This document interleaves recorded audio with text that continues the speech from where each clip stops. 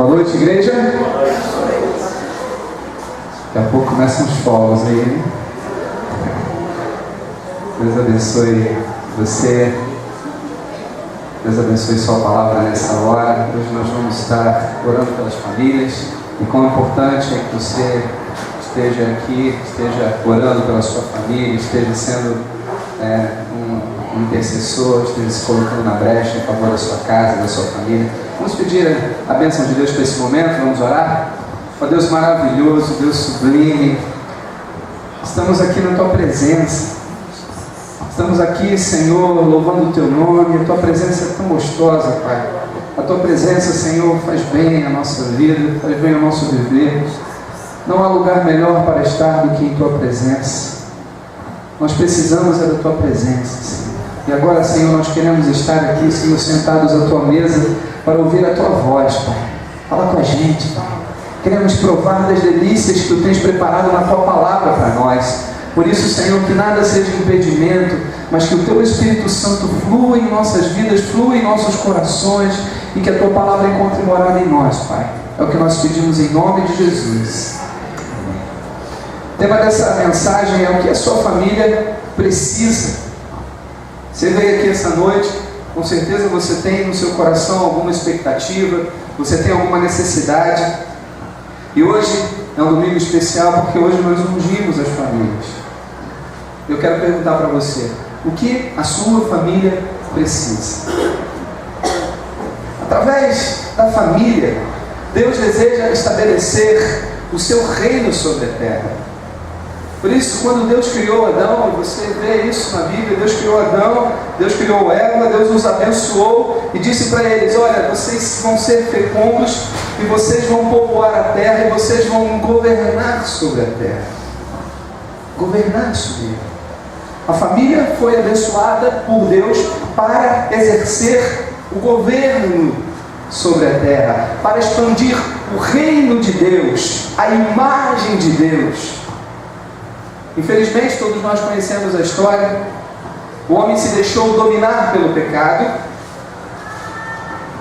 e, por conta disso, ele foi escravizado. Escravizado pelos seus desejos, escravizado pelas suas paixões. Para isso foi necessário que o próprio Deus se oferecesse para resgatar esta imagem perdida no homem. A obra de Jesus vem resgatar o governo de Deus, vem resgatar a liberdade do homem, vem resgatar a liberdade que nós temos diante de Deus, vem resgatar esta imagem de Deus na família, este governo de Deus na família. Por isso, queridos, o coração de Deus fica triste quando a gente vê famílias desgovernadas. Famílias que não exercem o seu governo, que não exercem a influência, que não conseguem passar a imagem de Deus aqui na terra, porque este é o plano de Deus, que através da família a gente possa sujeitar a terra, que a gente possa governar, expandir o reino de Deus. Você quer que a sua família governe sobre a terra? Amém? Não quer não? Com esse amém aí. Você quer que a sua família exerça o governo de Deus nessa terra? Amém? Amém. Sabe, para que uma família seja sã, equilibrada, o que eu vejo é que é preciso que cada um dos membros, cada um dos indivíduos que a compõem, seja equilibrado, seja sã. Sabe, por mais esforços que a gente faça, a gente é incapaz de mudar o outro. A gente é incapaz de influenciar o outro nas suas emoções. Por mais que a gente se esforce, a gente se sente às vezes incompetente. Às vezes a gente se sente assim, incapazes. Porque a gente não consegue exercer o domínio sobre a vontade do outro, sobre o desejo do outro. É uma coisa que não depende de nós. Às vezes a gente olha para a nossa família, às vezes a gente olha assim nos nossos filhos e a gente se sente incapaz. E a gente fala: onde foi que eu errei? onde foi que eu deixei de fazer alguma coisa? Porque a gente se sente na responsabilidade de exercer o governo, de exercer o domínio. Mas por conta do pecado a gente perdeu esse domínio, a gente perdeu esse governo. É preciso, queridos, que a gente restaure essa imagem de Deus na família. É preciso que a glória de Deus seja restaurada na família, para que a gente veja a ação de Deus, para que a gente veja a glória de Deus, para que a gente volte a ter o governo sobre essa terra. Um dos erros que a gente mais comete é a gente achar que as coisas são do jeito que elas vão se apresentando. Muita gente acha que existe um destino, que a sua vida está escrita, e por isso você não pode fazer nada para mudar o destino da sua vida ou o destino da sua família. Isso é um erro muito grave. Porque, queridos, quando nós vemos na palavra de Deus, nós vemos que Deus já fez. Deus ele já tomou um passo na restauração do homem, na restauração da família. Assim que o homem pecou, Deus não ficou esperando. Deus já deu esse passo. Deus já providenciou o resgate. Deus já providenciou a salvação da família, a salvação do homem. E agora Deus espera que a gente dê os nossos passos. Agora Deus espera uma atitude nossa. Quando eu olho na Bíblia, eu vejo vários exemplos de homens e mulheres que fizeram a diferença, que deram passos em direção à restauração da sua família, que deram passos em direção ao milagre de Deus, que fizeram algo para mudar uma situação e não se conformaram com aquilo que estava acontecendo. Precisamos, sabe, queridos, ter o entendimento de que o milagre começa a partir de nós. Porque muitas vezes a gente espera que o milagre comece a partir do outro. Que Deus faça um milagre na vida da minha esposa. Que Deus faça um milagre na vida do meu marido. Que Deus faça um milagre na vida do meu filho. E o que a gente precisa entender? Que Deus precisa fazer um milagre em nós.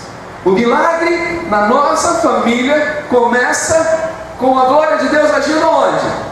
Em nós. Diga, o milagre de Deus começa em mim. O milagre de Deus começa em mim. A gente precisa ter esse entendimento. Não podemos esperar que o milagre comece na vida do nosso cônjuge, na vida do nosso pai, na vida do nosso filho. Não. Deus começa a sua obra em nós. Vamos ver isso na palavra de Deus? Lá em Atos, no capítulo 16.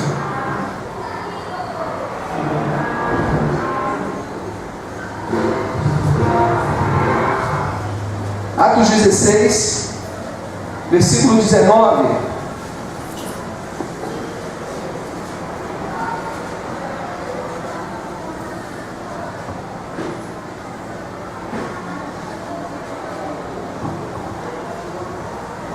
Aliás, vamos começar a partir do versículo 18, Atos 16, 18.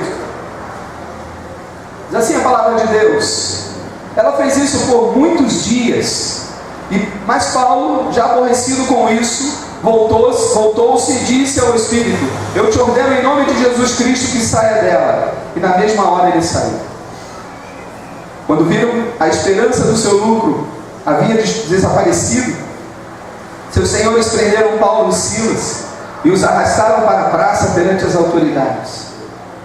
E apresentando-os aos magistrados disseram: esses homens, que são judeus, estão perturbando a nossa cidade. Eles divulgam costumes que a nós romanos não é permitido acatar nem praticar. A multidão investiu contra eles e os magistrados, rasgando-lhes as roupas, mandaram espancá-los com varas. Depois de espancá-los muito, colocaram-nos na prisão, ordenando ao carcereiro que os guardasse com segurança. Tendo recebido essa ordem, ele os colocou na prisão interna e prendeu-lhes os pés ao tronco. Por volta de meia-noite, Paulo e Silas oravam e cantavam hinos a Deus, enquanto os presos os escutavam. De repente houve um terremoto tão intenso que os alicerces do cárcere foram abalados, e logo todas as portas se abriram, e as correntes de todos se soltaram. O carcereiro acordou e, vendo abertas as portas da prisão, sacou a espada para suicidar-se, supondo que os presos haviam fugido. Mas Paulo gritou para ele: não te faças nenhum mal, porque estamos todos aqui. Ele pediu luz, correu para dentro e trêmulo prostrou-se diante de Paulo e Silas. Levando-os para fora, disse: senhores, que preciso fazer para ser salvo? Eles responderam: crê no Senhor Jesus, e tu e a tua casa sereis salvos. Então pregaram a palavra de Deus a ele e a todos que eram da sua casa. E levando-os consigo naquela mesma hora da noite, lavou-lhes os ferimentos e logo foi batizado, ele e todos os seus. Então os fez subir para casa, pôs a mesa para eles e alegrou-se muito com toda a sua casa por haver crido em Deus. Olha que coisa maravilhosa, queridos. Paulo e Silas estavam numa cidade. Naquela cidade havia uma jovem que ela tinha um espírito de adivinhação. Não sei se naquela época havia jogos de azar e ela dava lucro através da adivinhação.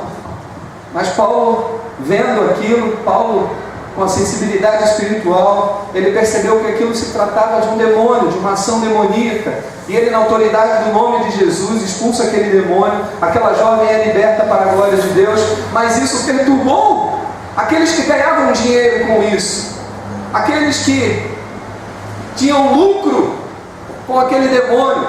Aquele demônio era querido por alguns que ganhavam com isso, e quando eles viram que já era, não iam ter mais aquele lucro, eles pegaram Paulo e Silas, arrastaram para o meio da praça e falaram: esses rapazes aqui estão perturbando a gente, trazendo costumes, trazendo práticas que a gente não precisa. A gente queria viver aquela vida, a gente queria continuar com aquela vida. Mas Paulo e Silas perturbaram aquela ordem ali. Então eles mandaram açoitar Paulo e Silas. Tomaram açoites com varas e foram lançados no cárcere. E como se não bastasse lançados no cárcere, ainda deram uma ordem ao carcereiro: olha, prenda eles, mas tome cuidado, prenda bem, né?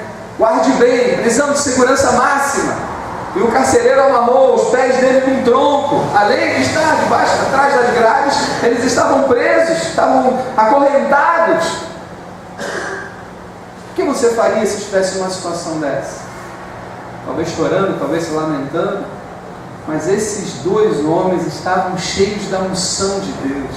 Eles estavam cheios da glória de Deus. E ali naquela prisão, feridos, machucados, por volta da meia-noite, o que os camaradas estavam fazendo? Orando e cantando. Eles estavam ali cheios de fervor. Eles estavam ali adorando a Deus. Eles estavam ali manifestando a glória de Deus. Eles estavam ali em comunhão com o Pai. Eles estavam ali ligados no céu. Meia-noite. O que acontece naquele lugar? Deus manda um terremoto. As estruturas do lugar se abalam. As cadeias se abrem. As correntes se quebram. O carcereiro estava dormindo, acorda apavorado, e quando ele olha e vê as portas das prisões abertas, ele falou: e agora? Fugiram todos. E ele passa a mão na espada e ele vai se suicidar, ele vai se matar. Paulo viu aquela cena e falou: rapaz, não faça isso. Isso aqui não é uma rebelião. O que você está vendo é a glória de Deus agindo aqui. E aquele carcereiro, sem entender nada, se lança aos pés de Paulo e Silas e fala: o que eu preciso fazer para ser salvo? Por quê? Vão me matar. Quando souberem que todo mundo aqui foi solto, vão me matar. Paulo e Silas falam para ele: o que você precisa é crer. Ninguém aqui vai fugir. Você precisa crer e você será salvo. Você e depois a sua casa. Mas primeiro, quem precisa crer? Você. Você precisa crer. Aquele carcereiro, ouvindo a palavra, leva Paulo e Silas para a sua casa. Meia-noite, acorda todo mundo, fala: vocês precisam ouvir a palavra de Deus. Limpa eles, cuida do ferimento deles. recebem a palavra de Deus, creem na palavra de Deus, são batizados, sentam-se à mesa, e a Bíblia fala que grande alegria encheu aquela casa por eles terem crido. Aquela casa não era um lugar de alegria, aquela casa era um lugar de tristeza. O coração daquele homem era um coração amargurado, porque a primeira dificuldade, ele pensou em dar cabo da sua vida. Ele pensou em tirar a sua vida. Naquele momento ele não pensou na sua esposa, ele não pensou nos seus filhos, ele não pensou em nada, ele pensou em simplesmente acabar com tudo. E muitas vezes é isso que acontece na família. Nós somos egoístas. Nas primeiras dificuldades a gente pensa em acabar com tudo, a gente pensa em desistir, a gente pensa em lançar mão das coisas. É preciso que a gente creia que o milagre começa a partir de nós. Quando ele se lançou aos pés dos discípulos, quando ele se lançou aos pés de Paulo, de Silas, o que eu preciso fazer? Você precisa crer. Sabe, queridos, eu vejo que o que startou o milagre naquela família foi a oração e o louvor daqueles homens que estavam ali, presos, machucados, mas não pararam de orar, não pararam de adorar. As cadeias não puderam parar o louvor e a adoração daqueles homens. Os machucados, os ferimentos, não puderam parar a oração e o louvor, porque a oração, porque o louvor liberta. Se a sua família tem andado cativa, se a sua família tem andado presa, saiba de uma coisa: é preciso você entender que o milagre começa em você. Ao invés de choramingar, ao invés de resmungar, dobre os seus joelhos e ore.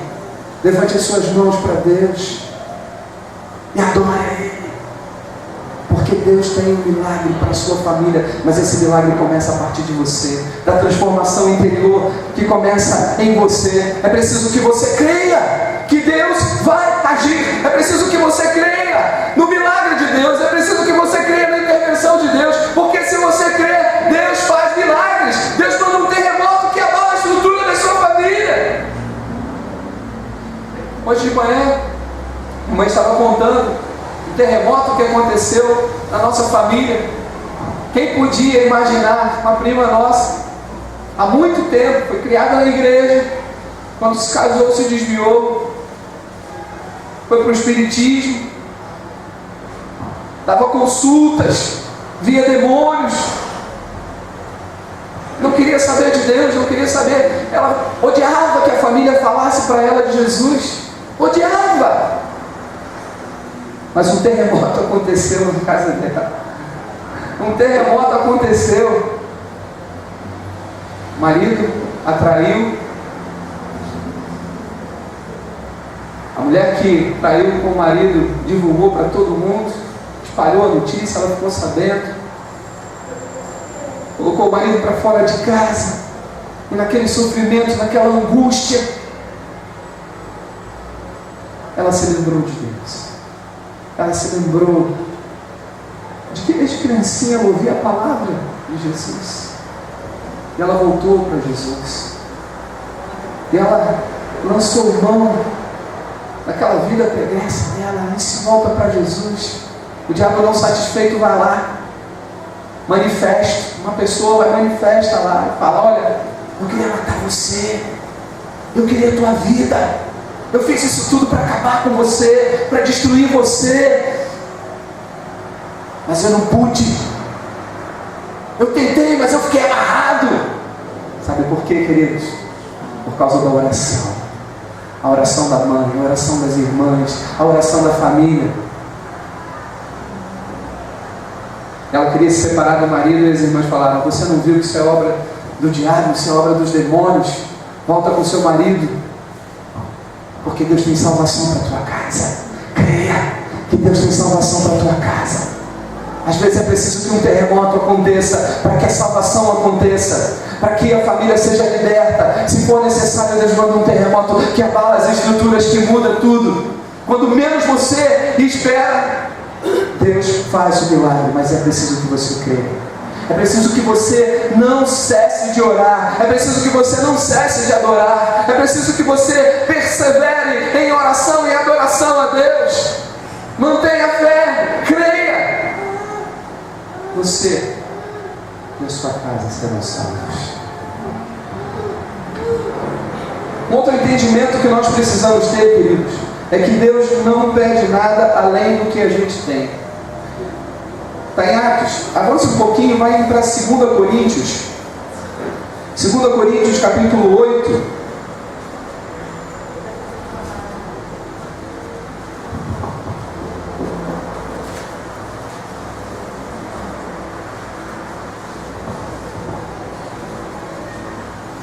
Segunda Coríntios capítulo 8, versículo 12.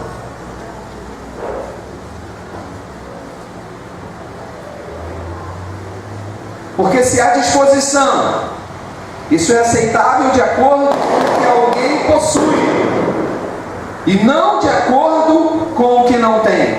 Vou ler de novo. Porque se há disposição, isso é aceitável de acordo com o que alguém possui, e não de acordo com o que não tem. Deus não pede nada além do que você já tem. É importante que a gente entenda isso. Você pode repetir comigo? Deus só pede que eu faça, que eu ofereça o que eu já tenho. Esse é um entendimento importante, queridos. Quando temos esse entendimento, a gente não fica esperando Deus agir em nós, Deus fazer alguma coisa em nós para que a gente possa agir. Deus só pede aquilo que nós estamos preparados para oferecer a Ele. Deus só pede a gente que a gente faça aquilo que a gente já tem. É a gente que às vezes acha que é pouco.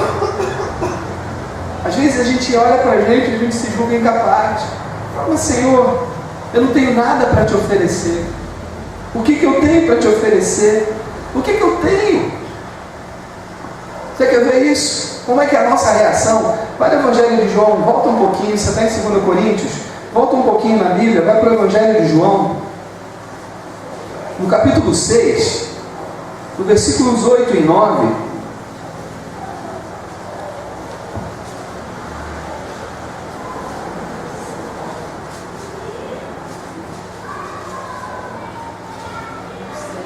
João capítulo 6, versículos 8 e 9. Olha só o que o discípulo de Jesus fala. Disse-lhe André, um dos discípulos, irmão de Simão Pedro: aqui está um rapaz que tem 5 pães de cevada e 2 peixinhos. Mas o que é isso para tanta gente? Você conhece a história? Jesus se compadece daquela multidão. E Jesus olha para os seus discípulos e fala: a gente precisa alimentar essa multidão. Os discípulos olham à sua volta e falam: Jesus, a gente não tem nada. A gente até tem dinheiro, mas onde a gente vai comprar comida para essa multidão? Não tem lugar nenhum aqui para a gente comprar comida. E mesmo assim a gente não teria dinheiro para comprar comida para essa gente toda. Mas um rapaz, ouvindo que Jesus queria alimentar a multidão, ele se apresenta aos discípulos e fala: olha, eu tenho aqui meu lanche. Eu estou disposto a dar aquilo que eu tenho. 5 pães e 2 peixes. Serve, ajuda. André vira para Jesus e fala: Jesus, tem aqui um rapaz que trouxe aqui 5 pães e 2 peixinhos. Aí ele botou assim: olha, 2 peixinhos. Mas o que é isso para essa multidão toda? Jesus fala então para ele: me dá aqui, manda a multidão sentar. Às vezes a gente olha para Jesus e fala: Senhor, o que é isso que eu tenho para te oferecer? O que é isso que eu tenho? Qual a força que eu tenho? Qual a capacidade que eu tenho? Qual a paciência que eu tenho? Qual a tolerância que eu tenho? Qual o amor que eu tenho? Qual a fé que eu tenho? Para abençoar minha família? Para mudar a minha família? O que é isso? Para fazer alguma coisa, Jesus, o que eu tenho para te dar? Eu não tenho nada. Eu sou miserável, eu sou um desgraçado. Eu sou fraco. Eu não consigo. Eu não posso. São palavras que vêm à nossa mente, são palavras que vêm ao nosso coração, são palavras que muitas vezes a gente até em oração fala com Jesus: Jesus, eu não tenho, eu não posso, eu não consigo, não dá, eu não consigo. O que eu tenho para mudar essa situação? André falou isso para Jesus: Jesus, o que é isso para tanta gente? Momentos depois, o mesmo André estava lá recolhendo as sobras. Por quê? Porque aquele rapaz entendeu que Deus não pede nada além do que a gente já tem. E quando a gente oferece aquilo que nós temos para Deus, sabe o que acontece? Ele multiplica. Se você dá o seu nada para Jesus, nada vezes nada é nada. Mas se você dá 2 para Jesus, Ele multiplica e te dá 4. Se você dá o teu 4 para Jesus, Ele te multiplica e te dá 8. Lembra, Robson, do exercício de ontem? Se você dá 8 para Jesus, Ele multiplica e te dá 16. Se você dá 16 para Jesus, Ele multiplica e te dá 32. A gente tem que aprender que Deus não pede nada da gente além do que a gente já tem. E às vezes a gente fala: Senhor, eu não tenho fé. E Jesus te pede que você dê fé, que você creia. Mas a minha fé é pequenininha. Manda ela para Jesus que ela vai multiplicar. Às vezes você não está aguentando, você está sem paciência dentro de casa. Você fala: Jesus, eu estou tão sem paciência. Mas pega esse pouquinho que você tem, dá para Jesus, que Ele vai aumentar. Ele vai multiplicar a paciência. Se a alegria está pequena dentro da sua casa, você fala: Jesus, eu estou triste, eu não consigo ter alegria. Mas se você tem um pouquinho de alegria, dá ela para Jesus. Ele vai multiplicar a alegria. Mas não vai multiplicar pouquinho, não. Ele vai fazer em abundância. A obra que Deus tem para fazer na nossa vida é uma obra em abundância. Mas começa com pouco. Começa às vezes com 5 pãezinhos e 2 peixinhos, pequenininhos, pouquinhos. Mas de alguém que se dispôs a oferecer para Deus aquilo que tem. Eu não sei aquilo que Deus pede para você essa noite. Eu não sei aquilo que Deus está pedindo para que você faça na sua família. Aquilo que você entrega a Ele, para que Ele possa multiplicar. Mas não retenha aquilo que Deus está te pedindo. Entregue. Mesmo que você ache pouco, entregue. Ele vai multiplicar. E Ele vai fazer coisas grandes no meio da tua família.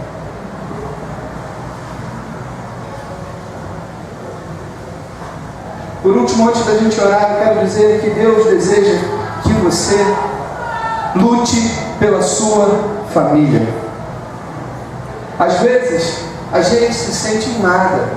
Às vezes, a gente se sente fraco. Às vezes, a gente se sente oprimido. E esse sentimento vai oprimindo tanto que a gente não consegue levantar da cama, que a gente não consegue lutar, que a gente não consegue erguer a nossa voz em oração a Deus, que a gente não consegue fazer nada. A história do povo de Deus aconteceu uma situação assim. Eu quero ver com você, vai lá no Antigo Testamento, no livro de Juízes, no capítulo 5.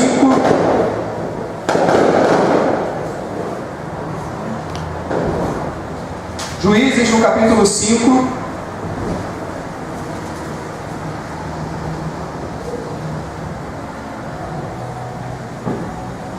Versículo 6.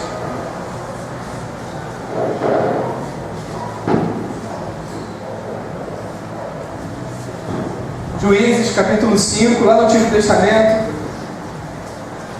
depois de Josué e Juízes, capítulo 5, versículo 6, diz assim: os montes se abalaram diante do Senhor, do Deus do Sinai, diante do Senhor Deus de Israel. No dia de Sangar, filho de Anate, nos dias de Israel cessaram as caravanas, e os que viajavam iam por atalhos tortuosos. A vida já havia cessado nos povoados, já havia cessado até que eu, Débora, me levantei, até que me levantei como mãe em Israel. Assim que escolheram deuses novos, a guerra estava às portas. Não se via um só escudo ou lança entre 40.000 em Israel. O meu coração está com os comandantes de Israel, com os voluntários dentre o povo. E dizei o Senhor: vós que cavalgais sobre jumentas brancas, que vos assentais sobre ricos tapetes, e vós que andais pelo caminho, considerai. Falarão mais alto que a voz dos que distribuem água junto aos bebedouros, a respeito dos atos justos do Senhor, dos atos justos que fez aos seus povoados em Israel. Então o povo desceu às portas. Desperta, desperta, Débora, desperta, desperta, entoa um cântico, levanta-te, Baraque, e leva cativo os teus prisioneiros, filho de Abinoão. Então o restante dos homens desceu, e eles foram os nobres, e o povo do Senhor veio a mim contra os poderosos. Se você conhece essa história, essa aqui é um pedaço, é a canção de Débora depois da vitória que Deus deu ao povo. Se você volta um pouquinho na sua Bíblia, em Juízes no capítulo 4, no versículo 6, você vê que Débora manda chamar Baraque. Juízes 4,6 diz assim: certo dia ela mandou chamar Baraque, filho de Abinoão, de Quedes, Naphtali, e disse-lhe: o Senhor Deus de Israel te ordena, vai ajunta 10.000 homens dos filhos de Naphtali e dos filhos de Zebulon, e conduz-os ao monte Tabor. Farei com que Cícera, chefe dos exércitos de Jabim, te ataque com os seus carros de guerra e as suas tropas junto ao ribeiro de Quisson, e o entregarei nas tuas mãos. E Baraque disse: se fores comigo, eu irei, mas não irei se não fores. Ela respondeu: é certo que eu irei contigo, mas a honra dessa expedição não será tua, pois o Senhor entregará Cícera nas tuas mãos, nas mãos de uma mulher. Então Débora foi com Baraque até Quedes. Olha o que acontece: o povo estava sendo oprimido. O povo de Israel estava sendo oprimido pelos cananeus. Os cananeus tinham carros de guerra e se gabavam de ter carros de guerra. E o povo de Israel tinha o quê? Nada. Não tinha guerra nenhuma, não tinha carro nenhum. Eles tinham muito mal as espadas. E eles viviam oprimidos por conta disso. Eles viviam aprisionados por conta disso.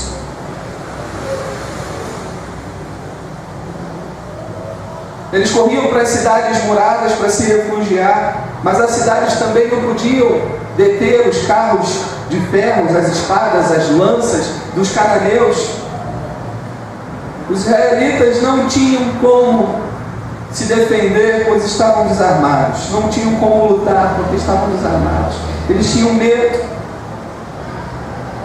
Débora, nesta época, julgava Israel, era juíza sobre Israel.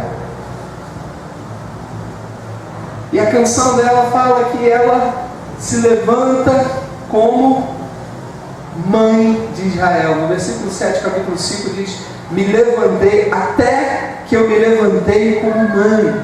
Olha só como a declaração que ela faz: a vida já havia cessado nos povoados, até que eu me levantei como mãe em Israel.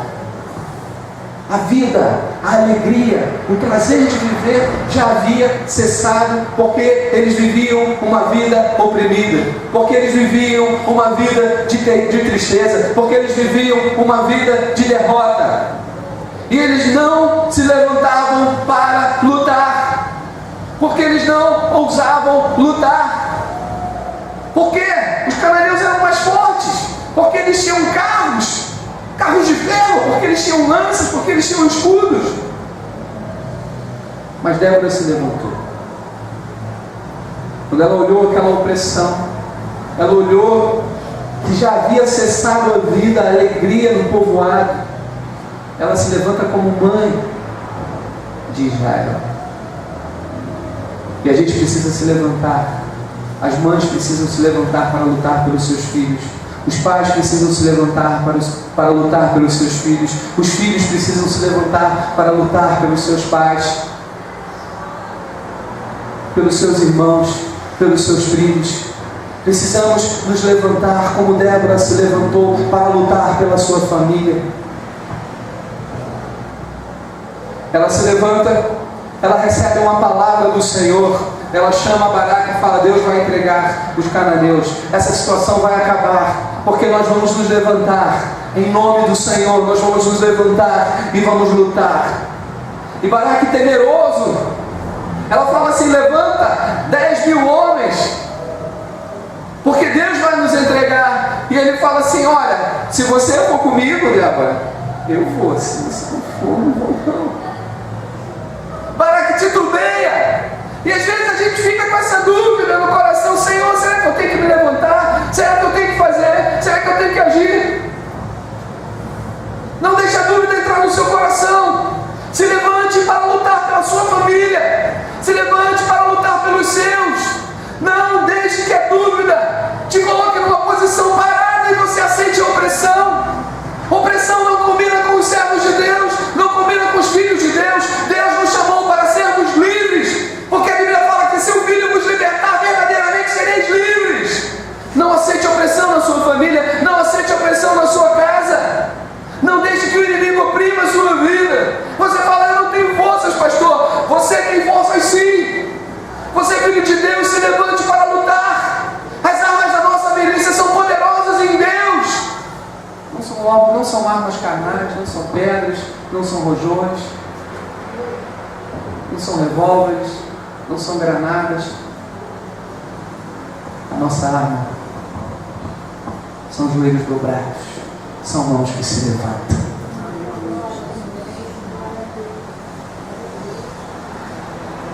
Débora vai a Deus, fala: Deus, eu cansei, olha só o meu povo, já não tem mais alegria, eles já não vivem mais, e eu vou me levantar contra isso. Sabe, queridos, não deixe que o diabo faça na vida da sua família aquilo que ele quer. Se levante contra ele na autoridade que Deus te dá. Em nome de Jesus, se levante contra toda opressão maligna na sua família. Não abaixe suas armas. Não desista de lutar. Não desista da sua família. Mas, pastor, eu tenho orado e não tenho adiantado nada. Você não está vendo hoje, mas amanhã você vai ver a glória de Deus. Não desista, não pare, não cesse. Imagina se Daniel tivesse parado de orar. Ele fala que ele ficou ali orando durante 21 dias. No início das orações veio a resposta de Deus. Mas o anjo teve que guerrear porque havia uma batalha espiritual. E quando o anjo chega até Daniel, fala assim: olha, no início das tuas orações, eu vim com a resposta, mas houve uma grande batalha, uma grande luta. Existem batalhas espirituais que nós precisamos lutar. E as nossas batalhas nós lutamos em oração, em jejum, em oração. É nos pés do Senhor. A gente não pode desistir. A gente não pode esmorecer. A gente não pode falar: não, Deus não vai me ouvir. Não adianta. Isso não vai mudar. Isso não vai nunca ter fim. Vai ser sempre assim. Você não pode aceitar a situação na sua casa, você não pode aceitar a situação na sua família. Se levante, Deus quer que você se levante. Deus quer que você lute. Baraque, mesmo titubeante, fala: Débora, você vai comigo? E Débora falou: eu me levantei, eu vou com você. Eu não sei lutar, mas eu vou com você. E eles vão e seguem o plano de Deus. Vão, sobem o monte e Deus fala: desce. E esse seria o pior plano do mundo. Porque nos montes, os carros de ferro não poderiam subir. Mas na planície, eles seriam um alvo fácil. Só que Deus fala, desce. E quando Deus manda, obedece. O caminho da tua vitória é obediência. Eles desceram. E houve uma grande chuva. Os carros estavam junto aos ribeiros. Ficaram atolados ali. Os cavalos se voltaram todos contra os cavaleiros. Houve uma grande bagunça, uma grande destruição entre eles. E quando você lê o capítulo 5, você vê Débora louvando ao Senhor pela grande vitória que Deus deu. E houve paz naquele lugar. Porque Débora se levantou. Porque Débora não aceitou a opressão. Débora se levanta para lutar pelo seu povo. E a Bíblia fala que ela se levanta como mãe em Israel. Sabe, queridos, Deus espera que a gente se coloque a seu dispor para lutar. Deus espera que a gente lute. E talvez você possa dizer, mas pastor, eu tenho estado tão fraco. O inimigo está armado até os dentes. Mas eu quero dizer para você, lute. Do seu lado está o general que nunca perdeu uma guerra. Nunca perdeu uma batalha. O que você vai dizer disso? O que você vai fazer? Vai ficar parado? Ou você vai seguir as ordens dele? Eu quero lutar do lado de quem nunca perdeu. Eu quero seguir os planos de quem nunca perdeu. Se ele mandar fazer, eu vou fazer. Pode parecer loucura, mas eu vou fazer. Siga o plano do general. Siga a sua vontade. Seguindo o que Deus manda você fazer, você vai viver a vitória na sua família. Aquilo que te oprime, aquilo que oprime os teus parentes, aquilo que oprime a tua família, será derrotado pelo Rei dos Reis e Senhor dos Senhores. Você crê nisso? Diga amém. Diga eu creio. Sabe, queridos, o carcereiro ia se matar. Mas pela fé, pela oração, pelo louvor de Paulo e Silas, aquela angústia que havia no coração daquele homem foi transformada numa grande alegria. E ele e toda a sua casa foram salvos e passaram a servir a Deus. Os discípulos acharam que era pouco o que eles tinham, o que aquele rapaz tinha. Mas o pouco que aquele rapaz tinha, ele ofereceu a Deus. Ele não ficou com vergonha do que os discípulos iam achar. Ele pegou aquele pouco e ofereceu para Jesus e falou: Senhor, está aqui. Faz aquilo que tu queres. E Jesus multiplicou e alimentou aquela multidão. Eu não sei o que tem faltado na tua casa, na tua família, mas o pouco que você tem, não negue para Deus. Coloque aos pés de Jesus, porque Ele vai multiplicar. Porque Ele vai trazer em abundância na tua vida.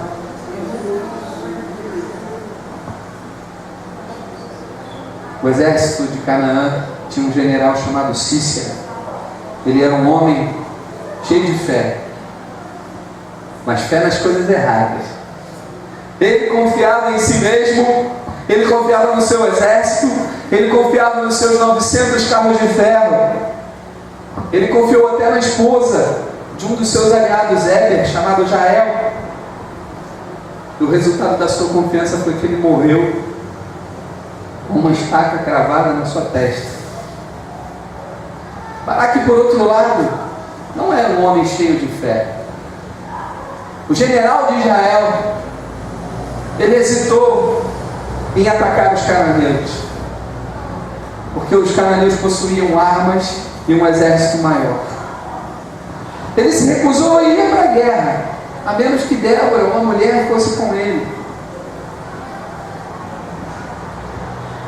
Mas por menor que fosse a sua fé estava em Deus.